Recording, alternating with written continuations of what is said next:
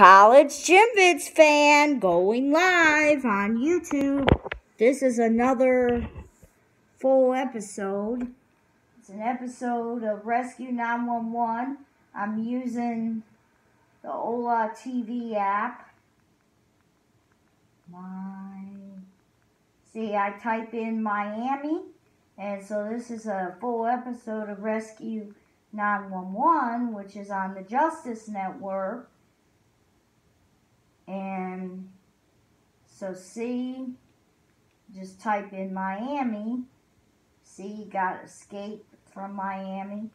The Justice Network symbol.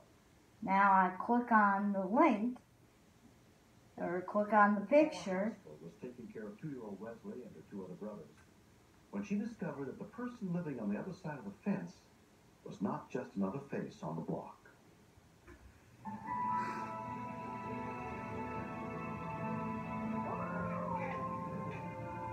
Julia and I were watching TV. David was sleeping, and Wes was sitting there in the middle of the room playing with some of his toys.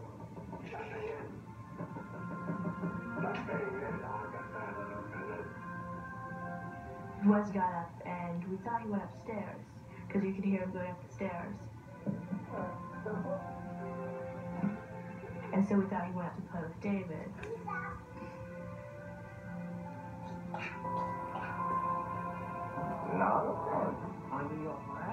The reason why I'm using my iPhone to record Rescue 911 is because my iPad camera is messed up. A few minutes later, I was like, JJ, where's Wes? And he's like, I'm not sure, I'll go upstairs and check.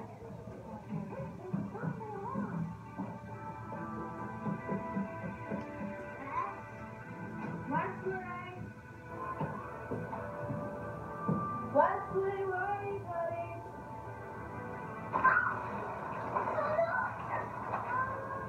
In the yard next door, Donna Hayes was looking after her 3 kids and 2 of their friends. It was a beautiful day. It was very, very hot.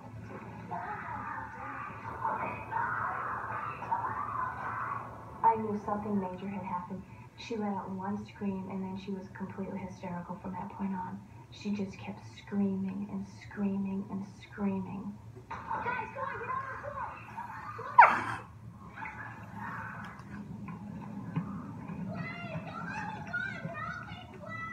Paula said, Wesley's in the pool, he's drowned. And I yelled, get him up. Donna immediately called 911. And I was just like, this is my fault. I was supposed to be watching him. He's dead because of me. I was completely terrified. I saw Paula over her baby brother's body, rubbing his back. I clearly remember the smell of vomit and the purple. He was so purple, and I saw 2 big white eyes. Donna took over, and I went inside to talk to 911. Oh my God, I felt for a pulse, didn't feel anything. I was thinking, how do you do CPR? I gave him some rescue breaths. Then I knew his airway was open because his chest was beginning to rise. And then I went into chest compressions. And then back to rescue breathing. And I kept following the cycles. It was so hard. He was just so floppy and lifeless. I kept yelling, he's okay, Paula. Not knowing it, of course, but I just needed her to be able to calm down. But there was just nothing happening. I have no idea how long I was doing it for. It seemed like forever. Finally, I thought I saw his eyes move, and he started to make noises. I knew something was happening. I knew his heart had started, and I was just doing rescue breath.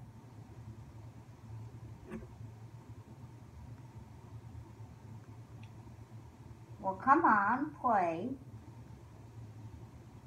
It froze up. I don't know why it does that At that sometimes. point, knowing that was not going to hurt him. Within 5 minutes of Donna's call, rescue units with the Burlington Fire Department arrived, including as anybody could have in a situation like that. I think there's a very good chance that he could have suffered some sort of brain damage, if not worse, had she not started the CPR. Wesley was taken to the nearest hospital where his mother, Sue Haskell, joined him. He opened his eyes, then he started cry. So I cried. And I told him, everything's going to be okay, Mommy here. So you're going to be fine. You're going to be fine. 2-year-old Wesley Haskell was released the next day without any sign of permanent injury. The day after he came home, he was himself again. He was running around. He said butthead. And that, I was like, okay, he's fine now. He's completely fine. I can't express how much I'm thankful for everyone that helped. I never thought I'd be able to handle an emergency. But the fact that I knew CPR, it made me calm. Before we put up our pool, I wanted my husband to be certified in CPR. And he said, well, I've seen it on TV. I could probably do it. I said, no, you need to know the details. You have to take a course. Hey, Brad. Is it good? Bob Haskell is thankful his son beat the odds. It doesn't take long to drown. Never once did we ever consider putting a fence around the pool, but we're going to be doing that next week. I've learned never take your eye off for a minute, or else you have no idea where you wander off to. I'm just so thankful that she was there. If Donna hadn't been here, I think my son would be dead. It didn't really hit until I saw him again. That was when I finally realized what had happened. Knowing that you were looking at a baby that had no life in it, and you gave him the breath of life. I don't know any normal person that without a medical background that's done that. It was just incredible. It was incredible.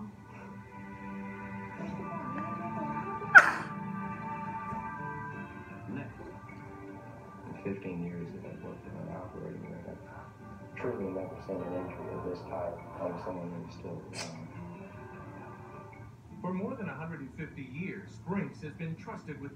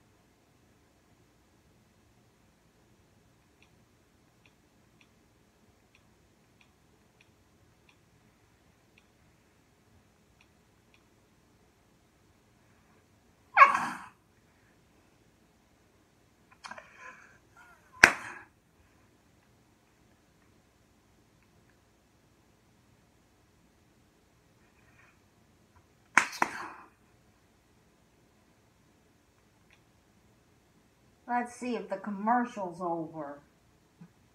prepaid MasterCard. There's no credit Nope. check and no... It's not over.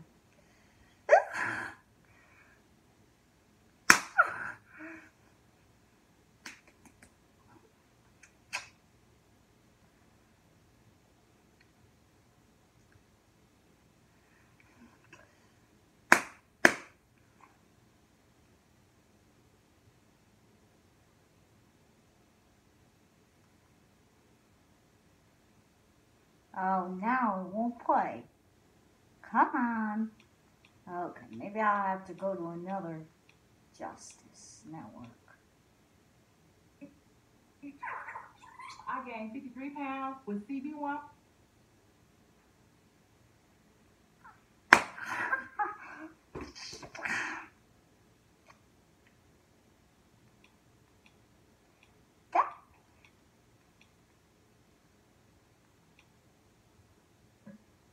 It took me only 3 months to gain 30 pounds. I went from...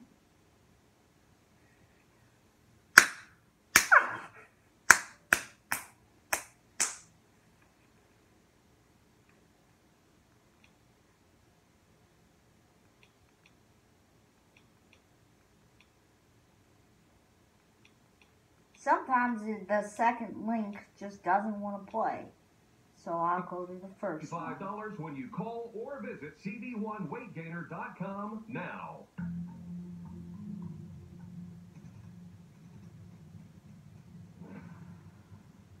See, this is the Justice Network.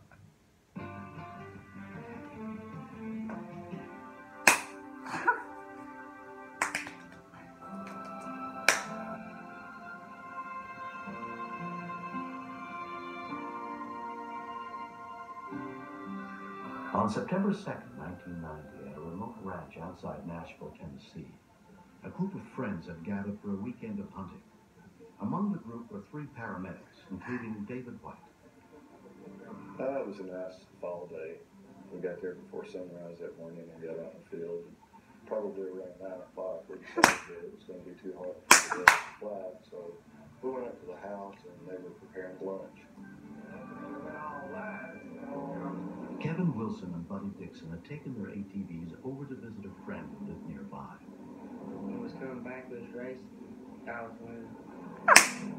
One of the paramedics was the district chief of the Nashville Metro Fire Department, Lewis Mason.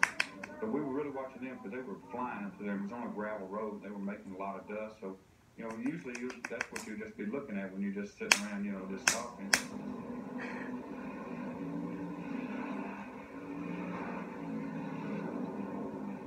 I noticed that Kevin was cutting across the pasture.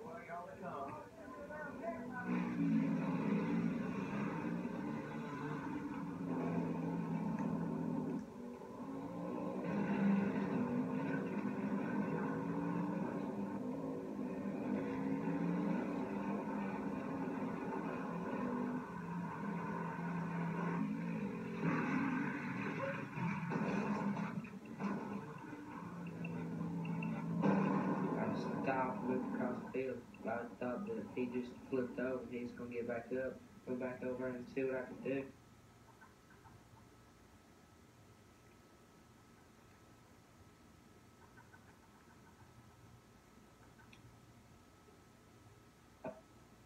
He was just laying there and wasn't getting up.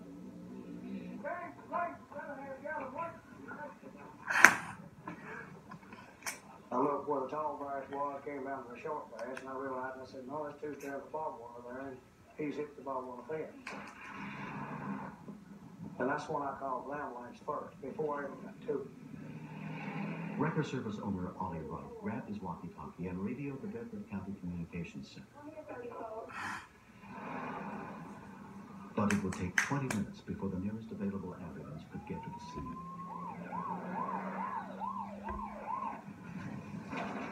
David got there first and looks up, and I could tell from the look on David's face that there was something bad wrong.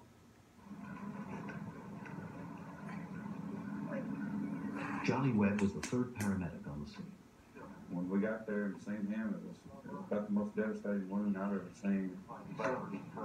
It went from ear to ear, all around his neck. It was open probably about this wide. His voice box was laying on his chest. He had massive bleeding from both sides of his neck. Honestly, my first thoughts is that we'll sit there and watch him die. You need to see if you can get live right in out. I don't have the authority. Oh, we have Metro paramedics on the scene. Because the district chief happened to be there, he was able to authorize the immediate launch of Life Flight. Like they're wanting me to land on the phone. He's going down fast. Gerald Mountain rode to the barn to get his brother Gordon, who was an operating room nurse. We had to be resourceful and use what we had. His trachea was severed and he was actually breathing.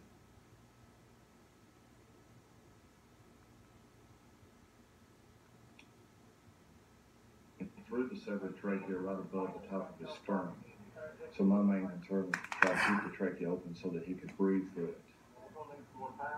Both external jugulars were severed and bleeding profusely.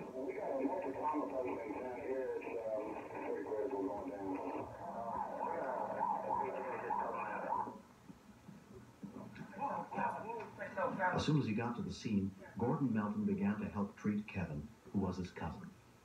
When I first got out there, I saw Kevin laying on his side. the blankets, put in the blankets, some towels. Oh God, he's gonna die. He's bleeding so much. 15 years that I've worked in an operating room, I've truly never seen an injury of this type on someone who's still alive.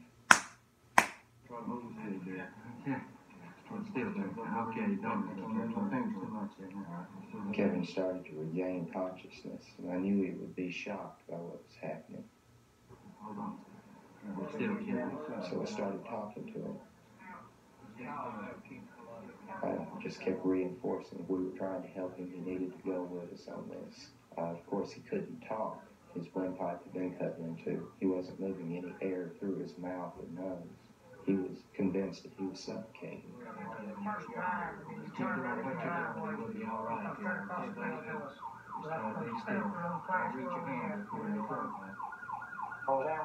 We started to lose radial pulse on him, and blood pressure is really fixing to bottom out, and that's one of the early signs of death.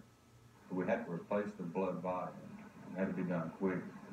We run 4,500 cc's of fluids in right there in that field. Somebody got a stethoscope? Yeah, let's get a stethoscope. We need some O2. I told him that we would put a tube into his windpipe to help him breathe. Keith, Kevin's brother, arrived in the field. I stayed calm because I just wanted to help him as much as I could. Kevin, I'm here. And he grabbed hold of my hand and held onto my hand as I talked to him. Yeah. Got the tube ready. Somebody got a second bag? We ran out of IV fluids pretty quickly. We used up everything I had in the ambulance. When we continue. As we approached Vanderbilt, he lost consciousness. His heart rate started slowing down. He quit breathing by himself. Kevin was beginning to die. You dream?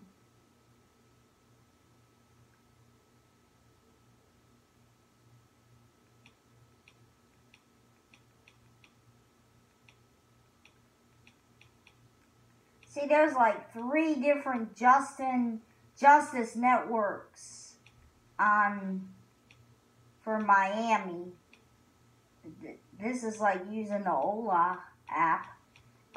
Well, like for the past couple of weeks, I haven't been posting any Rescue 911 videos because like maybe the first week in August for a couple days with the Mr. Zip TV app, I had Justice, and then I think Mr. Zip TV got rid of the Justice app channel, and then, you know, I think they're updating the Mr. Zip app, but I think Mr. Zip and Ola TV are owned by the same people, I think, but I'm not sure.